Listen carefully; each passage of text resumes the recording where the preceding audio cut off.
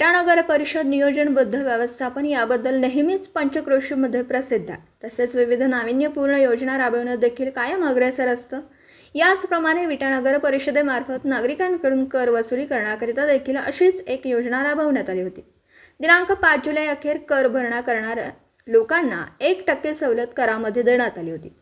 विटा परिषदेची सन 2024-25 या आर्थिक वर्षाची घरपट्टीची एकूण मागणी 13,30,00,000 रुपये इतकी आहे। पैकी 5 जुलै 2024 अखेर विटा नगरपालिकेने 1 कोटी रुपयांची वसुली केली आहे। विटा नगरपालिकेने विटा नगरवासियांना घरपट्टी भरण्यामध्ये 1% सवलत 5 जुलै अखेर दिली होती। त्यामुळे नागरिकांकडून याचं स्वागत होतं। सुजाण नागरिकांनी आपल्या घरपट्टीची रक्कम भरत दिनांक 5 जुलै 2024 अखेर 1 कोटी इतका भरणा करण्यात आला। याचबरोबर सन 2024-25 या आर्थिक वर्षातील पाणीपट्टीची एकूण मागणी 7 कोटी रुपयांची आहे। पैकी विटा नगरपालिकेने 5 जुलै अखेर 40 लाख रुपयांची पाणीपट्टी वसूल केली आहे।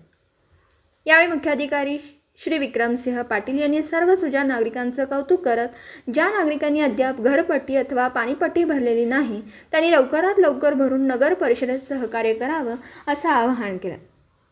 तरी विटा शहरातील सर्व नागरिकांना आवाहन करण्यात येतं की घरपट्टी व पाणीपट्टीची रक्कम नगरपालिका कार्यालयात भरणा करून नगर परिषदेत सहकार्य करावं।